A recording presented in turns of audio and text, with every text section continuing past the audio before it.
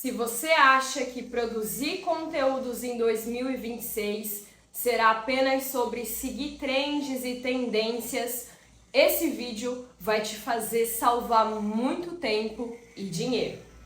Hoje eu quero falar sobre a produção de conteúdos nas redes sociais. Mas diferente de muitos produtores de conteúdos que falam sobre hacks, sobre trends, sobre formas de viralizar, eu quero te trazer os fundamentos por trás de uma boa estratégia de produção de conteúdo. As ferramentas Instagram, TikTok, YouTube, WhatsApp, LinkedIn, Pinterest, todas essas ferramentas, elas são provisórias, mas os fundamentos por trás de uma pessoa que entende a forma de pensar em um conteúdo, eles são permanentes. E são sobre esses fundamentos que a gente vai abordar no vídeo de hoje. Porque quem entende esses fundamentos cresce independentemente do cenário que a gente tem. E antes de pensar se vai ser um Reels, um carrossel, um story, um post único, a gente precisa entender a base que vem antes de tudo isso, que é para quem que eu tô querendo falar nesse conteúdo. E além disso, em que nível de consciência que essa pessoa tá em relação àquilo que eu faço. Tudo isso vai ditar a forma como eu devo me comunicar com essa pessoa, com esse usuário que está ali do outro lado da tela. Bom, e o primeiro ponto então, com quem que eu estou falando nesse conteúdo? Muitas pessoas elas acabam reclamando, né? Esse meu conteúdo ele não entrega, ele não engaja, tem um baixo alcance, eu coloco lá no turbinado e não tenho resultado, mesmo assim não tenho retorno. Então a gente precisa entender aqui, antes de mais nada, um conceito que é sobre o conceito de público-alvo, persona e ICP.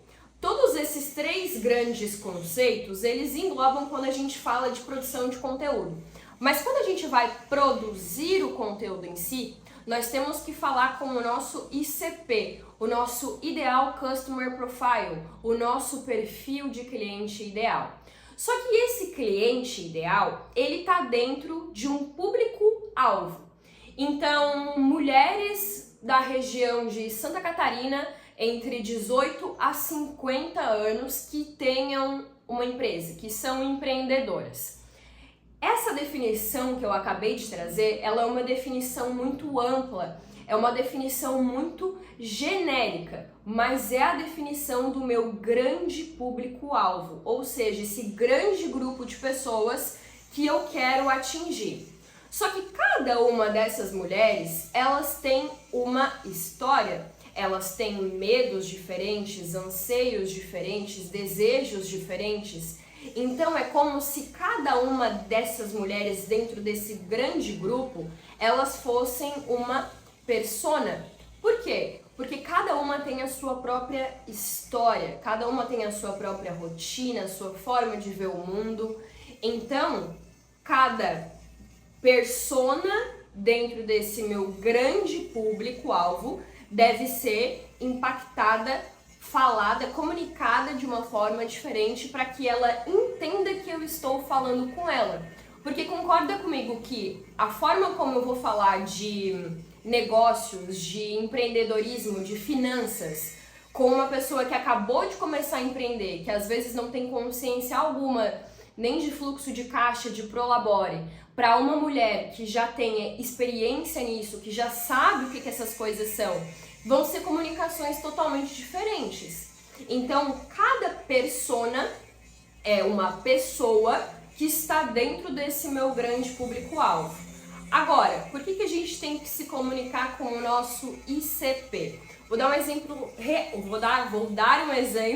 real para vocês. Recentemente eu fiz um treinamento aqui na minha cidade e dentro desse treinamento haviam vários empreendedores, vários empresários aqui da região.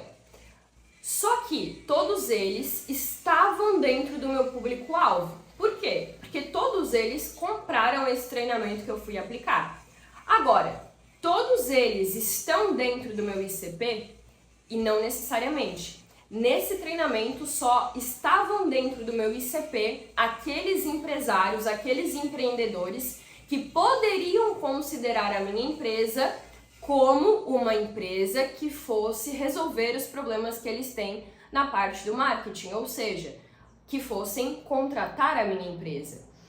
Então, todos eles estavam dentro do meu público-alvo, cada um deles é uma persona, por quê? Porque cada um deles tem rotinas diferentes, desejos diferentes, estão em níveis diferentes de conhecimento em relação ao marketing, mas apenas aqueles que poderiam considerar a contratação da minha agência para fazer o marketing estariam dentro desse ICP. Ou seja, é com esse ICP, é com esse perfil de público ideal que eu quero me comunicar com pessoas, naquele treinamento, né? Com pessoas que iriam contratar a minha agência.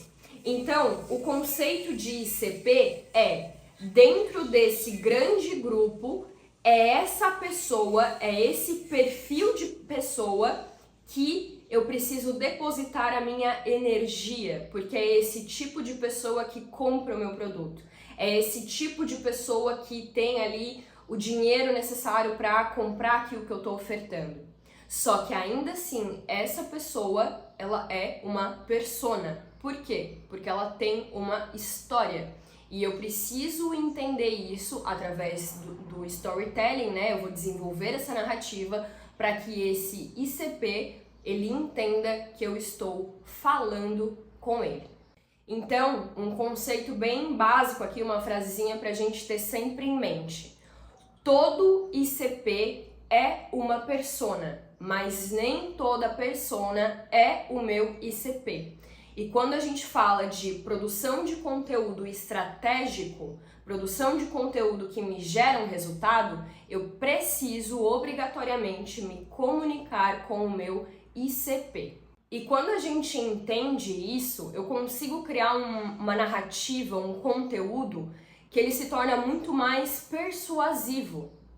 Então, quando eu vou produzir o meu conteúdo, seja em carrossel, em vídeo, em story, eu consigo trazer essa rotina, esse dia a dia dessa pessoa para essa produção de conteúdo, para dentro desse contexto onde o meu produto ou o meu serviço faz sentido na vida dessa pessoa e, consequentemente, eu consigo ter um conteúdo mais estratégico, mais persuasivo.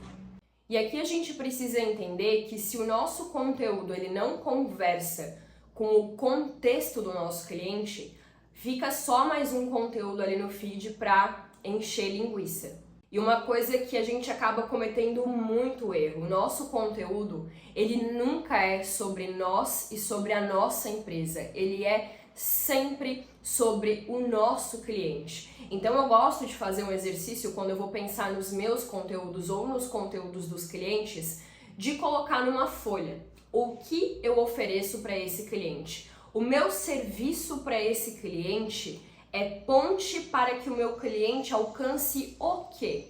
No caso do marketing, o nosso serviço de tráfego é ponte para que o nosso cliente alcance mais vendas, mais visibilidade, mais pessoas, não dependa de boca a boca, não dependa só de um ponto físico para que as vendas aconteçam. Então sempre pense, o meu produto ou o meu serviço, ele é ponte para que o meu cliente consiga o quê? E as pessoas, elas sempre vão comprar por dor ou por desejo. As pessoas, elas têm a necessidade de algo ou o problema de resolver algo.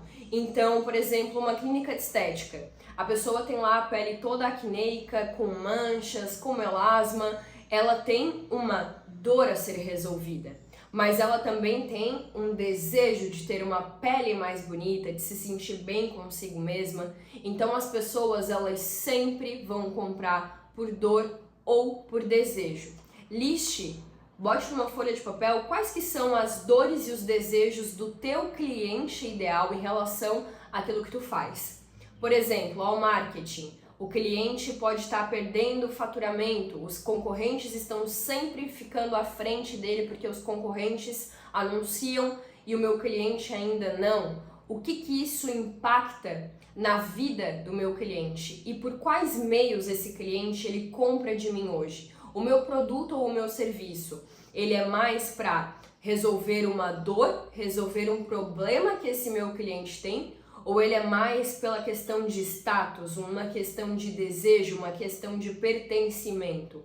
Então, já fica também esse exercício, coloca numa folha o que o teu serviço, o teu produto, ele é ponte para que o teu cliente conquiste o quê?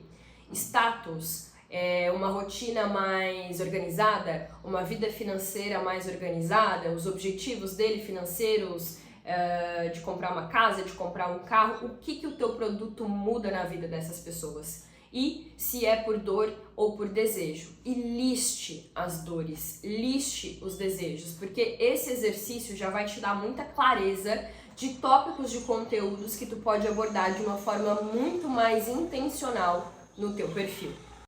Bom, e agora que a gente já viu esses conceitos básicos, a gente precisa entender mais um ponto sobre a construção de conteúdos. Essa pessoa, ela é uma pessoa quente ou fria? Como assim, Júlia? Uma pessoa quente é todas aquelas pessoas que já tiveram algum ponto de contato com a tua marca, com o teu produto ou com o teu serviço. Elas já viram algum anúncio, elas já entraram no teu site, já conversaram contigo no WhatsApp, te seguem aqui na rede social, elas já tiveram algum ponto de contato, elas já sabem quem tu é. Pessoas frias são pessoas que não te conhecem, que não conhecem o teu produto ou o teu serviço, que não conhecem a tua marca, que não conhecem a tua empresa, que são a maioria das pessoas.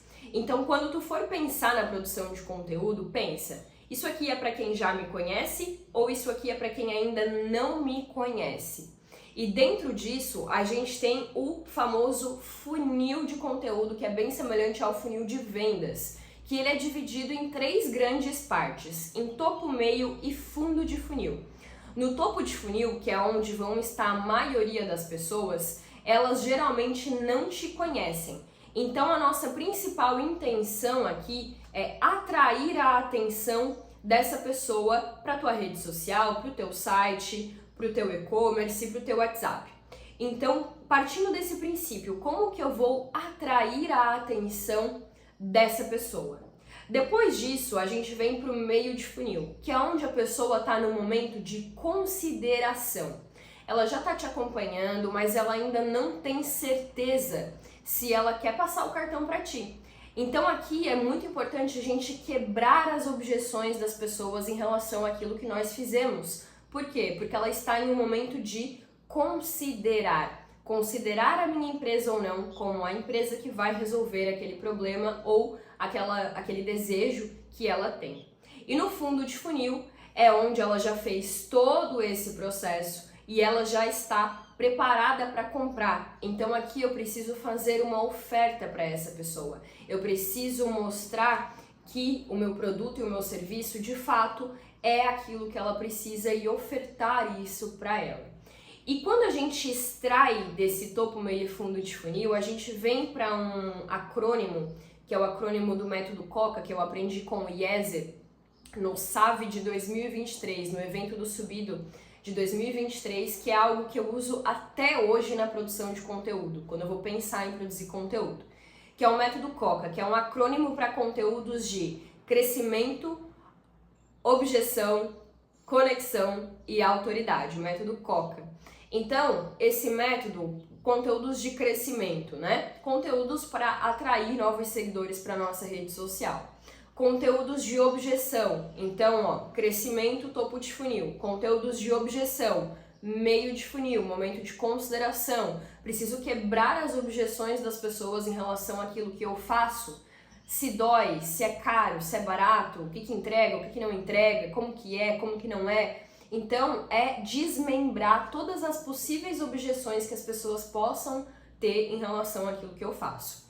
Depois, conteúdos de conexão, conteúdos de caráter emocional. Pessoas se conectam com pessoas, então eu preciso trazer essa minha essência, essa minha personalidade, mostrar os meus diferenciais aqui. E também colocar ali alguns conteúdos sim de caráter um pouco mais pessoal, de conquistas, palestras, treinamentos, workshops, faculdade, enfim, coisas que conectem com as pessoas. E conteúdos de autoridade, conteúdos que mostrem para as pessoas que de fato eu tenho autoridade nisso que eu estou falando, que eu entendo disso que eu estou falando, disso que eu estou vendendo. E uma coisa aqui que eu acho muito importante a gente deixar dito, autoridade, gente, não existe essa coisa de eu vou usar vermelho porque vai me gerar mais autoridade, eu vou botar um terno porque vai me gerar mais autoridade.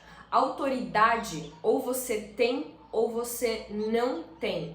Quando você entende, quando tu entende de fato daquilo que tu tá falando, as pessoas elas percebem isso. Então, autoridade, tu já tens na tua vida ou não. Tu já sabe daquilo que tu tá falando, daquilo que tu tá fazendo ou não. Então, quando a gente diz, eu preciso mostrar mais autoridade, na verdade, a autoridade tu tem na tua vida. Se tu sabe fazer o teu trabalho, ponto, tu já tem autoridade. Tu precisa transmitir isso na tua rede social. E isso é uma outra questão. E é claro, a embalagem desse produto, né?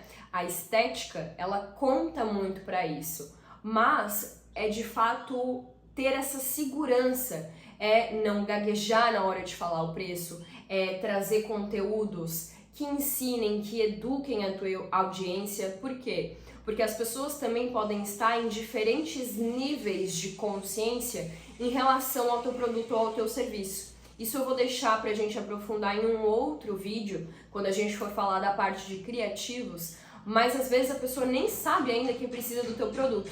Então, como que eu vou chegar só querendo produzir conteúdo de me compre, me compre, me compre, se às vezes a pessoa nem entendeu ainda que ela precisa daquilo que eu tô ofertando, do meu produto ou do meu serviço.